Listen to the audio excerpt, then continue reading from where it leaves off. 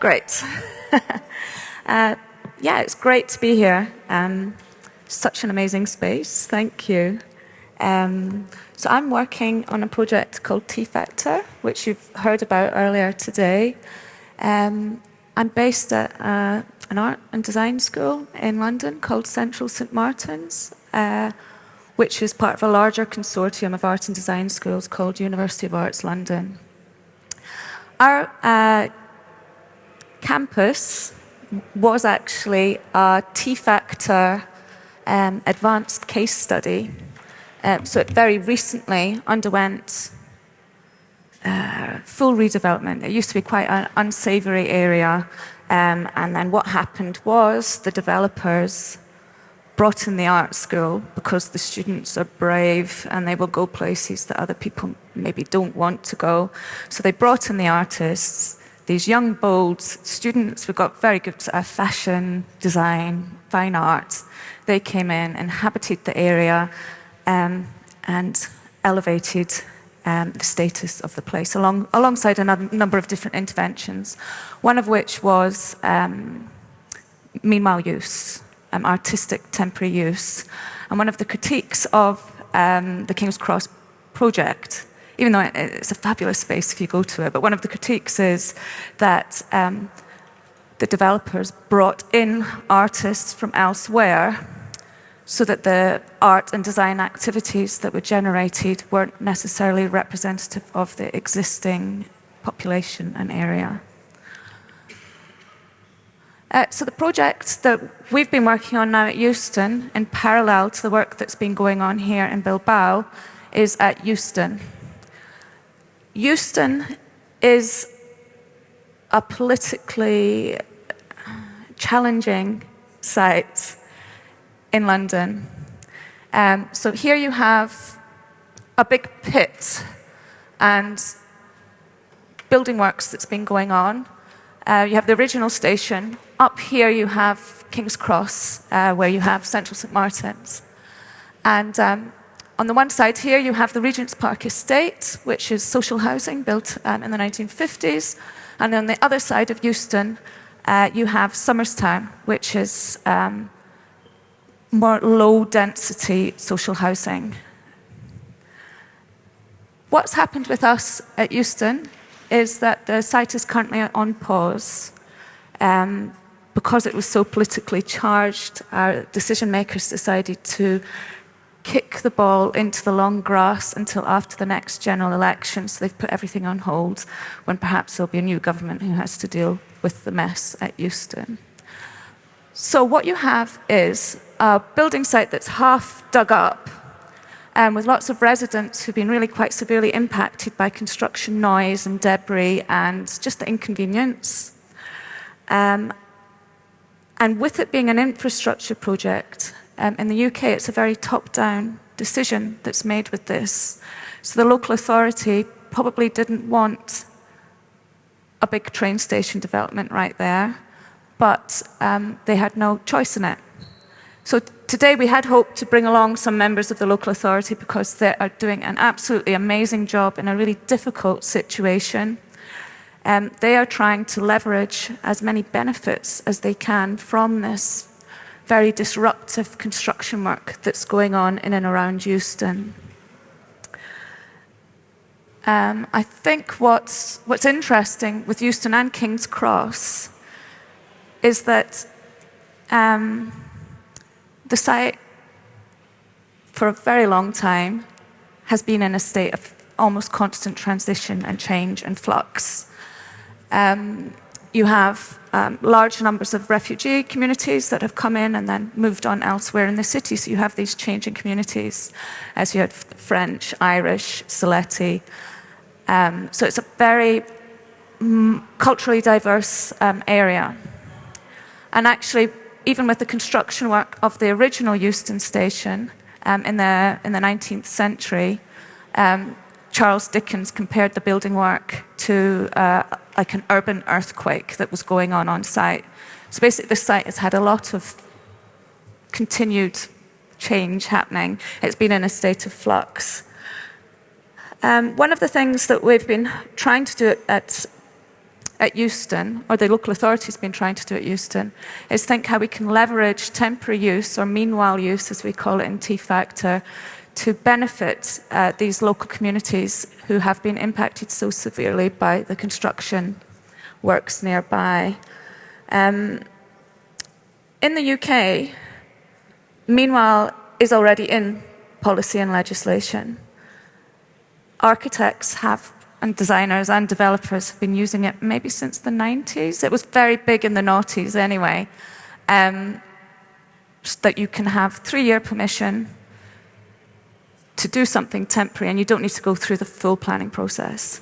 So as a result of that, it's become a tool that is employed by developers and landowners, in many cases to increase the land value, make a place better before they actually come in and do the real work. And with an awareness of this at Euston, the work that we've been trying to do is to think about who's and what is there at the moment, and to factor these interests and people into the meanwhile use, so that it hopefully has some longevity, and that it's not a case of a neighbourhood being gentrified or sanitised, that there's something that remains. As you can see here from the quotes, I just thought that was interesting, because you've got Camden Council really asserting their desire to do the best for their local communities in what's actually quite a difficult situation. So here is the governance model for the Euston development. So basically, it's a long train line that was meant to connect the north of England to London. The top half has been cancelled now, and the work at Euston has been paused, but it's soon to kick off again if they can get private funding. Because it's a top-down project, you have the Department of Transport. They're the ones that can make the decisions. They don't have to consult with anyone on these infrastructure projects. That's just the nature of them. You have HS2, who were the high-speed 2 delivery partner at Euston, but they've been taken off the project recently. Network Rail, who are in charge of the train tracks, and they're quite powerful. You have the Mayor of London, who takes an overview of the city, and he has a strategy on meanwhile use in the city, in the region of London. You have Lend-Lease, who have the developers, and then you have Camden, who are the local authority, who are trying to work with all of these different partners, who are all very powerful in their different ways. And then to the side here, you see the community panel. And I imagine, if I was to draw this diagram, you would think that Camden are the bridge between the community panel and all of these other powerful actors. So here's the timeline for the project. So it started in 2009 when the high-speed 2 limited was established, and you see that it's been ploughing on there. It went through, so it's a legal framework that it's gone through, and it's received royal assent in 2017. Then they started construction, started digging, and then in April 2023, it was suddenly announced that the whole project was going to be paused. As it stands at the moment, if things get up and running again soon, there's currently a big hole, which hopefully can turn into something, but they don't have a design for the station yet, and that's something that's ongoing. So it's very, very tricky, let's put it that way. But Camden, as a local authority, in this very complex, multicultural, quite dense, overcrowded, unequal borough. They have some of the richest residents in London and also some of the poorest residents in London living in fairly close proximity. The local authority are taking a missions-orientated approach, which we're also doing through T-Factor, so it's quite interesting to see how their approach to things aligns or can align with the work that we're doing through T-Factor. They began the process of working towards missions through thinking about what the outcomes that they wanted to achieve locally. They developed sort of core purpose to help guide them in decision making, and then they created a set of missions. The missions, it's just their objectives for the next however many years, where they want to be, A missions-orientated approach is actually pretty common in the UK at the moment. There's quite a few local authorities that have this forward-cast vision of where they want to be and how to get there. In Camden, their missions are that they want to, by 2030, increase diversity within their own organisation, so that the organisation itself is representative of the people who they represent. By 2025, they want every young person to have economic opportunity that enables them to be safe and secure. And by 2030, they want to make sure that everyone eats well, especially around the COVID pandemic. There were some quite severe issues around access to food in some of the communities. So there's a lot of work through food banks and various initiatives that Central St Martin's helped with as a response to that particular crisis. And then by 2030, they want their neighbourhoods to be healthy, sustainable, and unlock creativity. Oh, wrong way. In order to do that, they are working very actively with their residents. It's amazing the work that the local authority has been doing. It's multi-dimensional approaches to engaging with people who, honestly, a lot of time if people are just busy with their own life, they've got other stuff to do, they've got more pressing needs than engaging with a local authority or a research project. So they've worked really hard to find ways to engage with people that actually respond to the needs, interests and hopes of their residents. And one of these initiatives is the Regent's Park Community Champions. And that was actually funded by Public Health England with the incentive or the aim of improving health locally. But they got a really amazing coordinator in called Eli, who thought, well, I'm going to ask people what's important to them health-wise, rather than assume it's obesity or whatever else. And then through that, actually the work that they've been doing has actually been, their response to health is they want safe spaces in which to be outdoors, to interact, and that health for them is about social cohesion in outdoor space. You've got the Good Life Euston, which is actually a really interesting project where the local authority collaborated with University College London and trained, I think it was 40 citizen scientists to go out. So people from the local area were trained up, given all the tools they needed to go out and interact and find out what is a good life, what does it mean in Euston. And I think this is the problem with some of these ways that we measure value in the built environment, that it's quite top-down. We're like, oh, you value this, or you've got to be healthy, happy, flourishing, whatever. But here they were actually asking, well, what does it mean to you at a local level?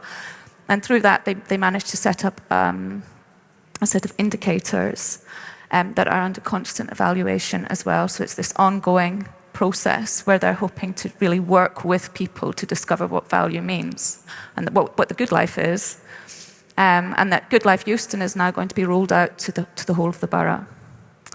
And then they also have advisory groups as well. You see some of these events have been going on online, and some of them are face-to-face. The community champions started off focusing with young people, but then older people were so interested they got allowed to come along and join the events as well. So, what the local authority thinks of TFACT, I thought this was quite an interesting slide to put in to just see the benefits or the advantages that they see to working with an art school and with a research project. The work that we've been trying to do is really to support them to do what they do and to leverage, I guess, co-benefits to working together, to how to do more with less. In the UK, we've been operating in a state of austerity for a number of years now, so things are quite reduced in the sort of public sector. And so it's how can we do more with less? How can we work together to achieve tangible outcomes?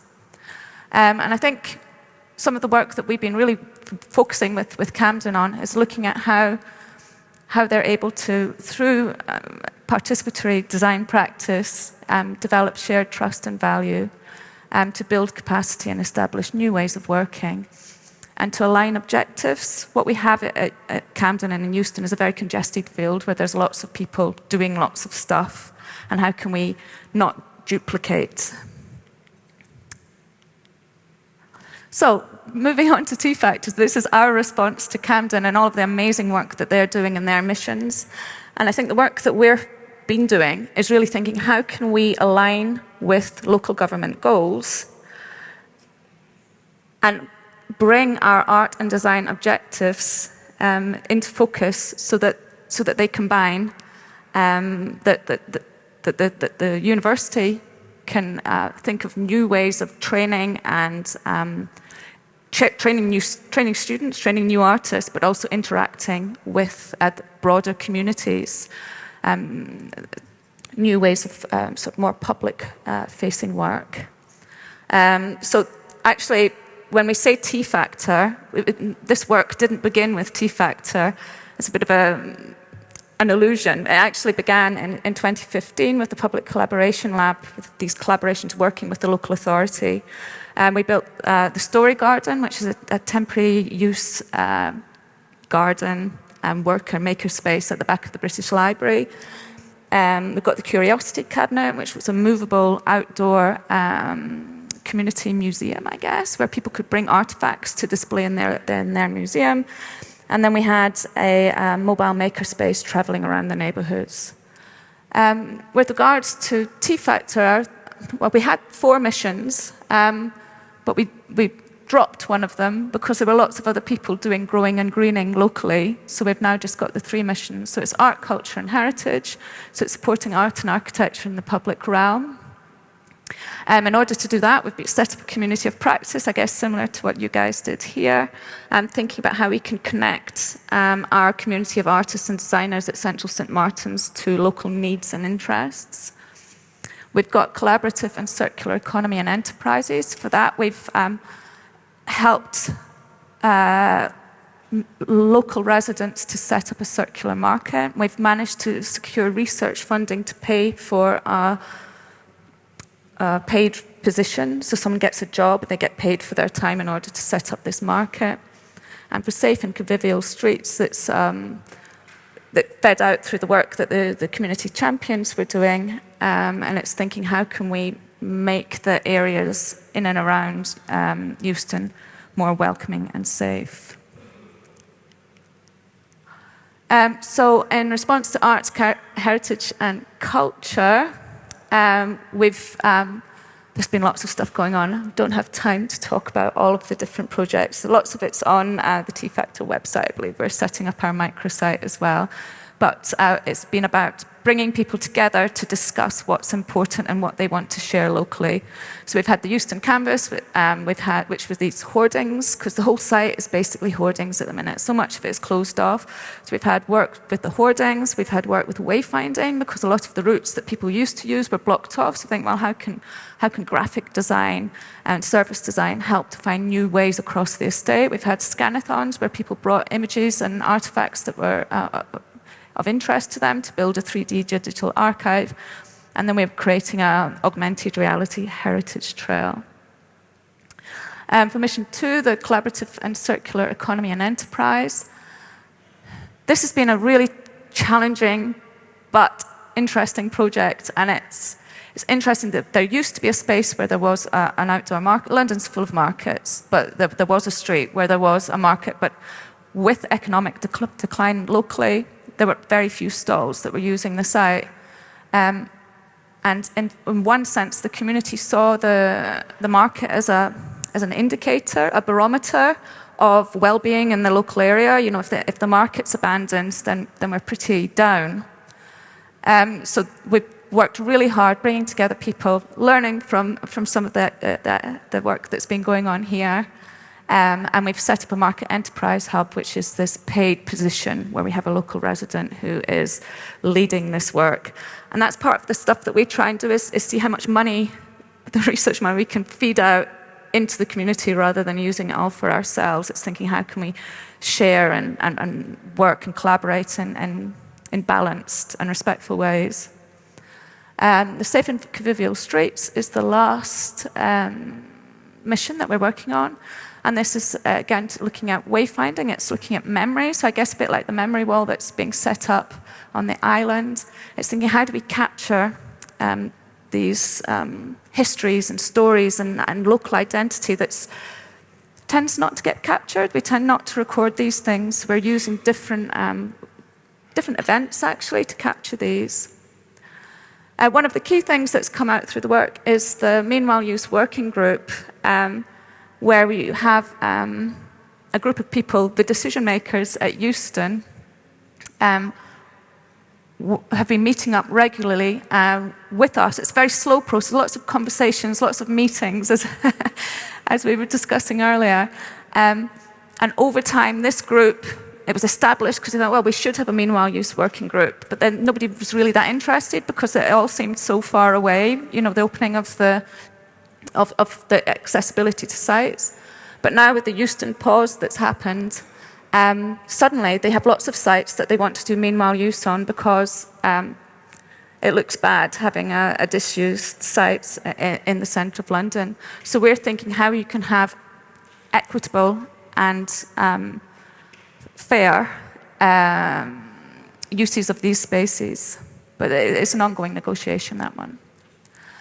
So just to the final slide, I'm thinking about the legacy of the work that we've been doing in and around Euston. The Euston Meanwhile Use Working Group is one of the most interesting things for potential for the future of the site. So these are the people, the landowners, the decision makers who are in this group. And that's our next phase of work with the roadshow that we're doing next February, which is a similar event to this, but we're actually going to focus it directly at developers and landowners to see if we can exert some power there. And I think with these kinds of projects, as I was saying, the collaborations that we've been doing in London, that's been ongoing since 2015. So it's like you build up these networks and partnerships, and then you continue and think, well, what's the next one? Where do we go to next?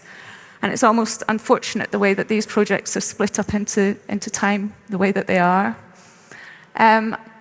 We've developed quite an interesting set of methods, and it's really nice to see how they've been adapted and evolved across the different pilot sites across Europe. And also we've got the one other aspect that I haven't really had time to talk about today, which is about learning recognition for social value, where we're supporting people who have an idea to do something locally with our network of artists, designers, experience of bid writing and the rest of it, to take part in a 10-week course. So you can come to CSM, you've got an idea for something to improve your local community, do this 10-week course. It's almost like a scaffolding to help you get from idea to implementation. And that's a really exciting piece of work that we're doing now at the moment. But as I said, it's a lot. And hopefully I've managed to give a sense of what we're up to. And if you've got any other questions or any questions about it, I'm happy to talk about it. Thank you very much.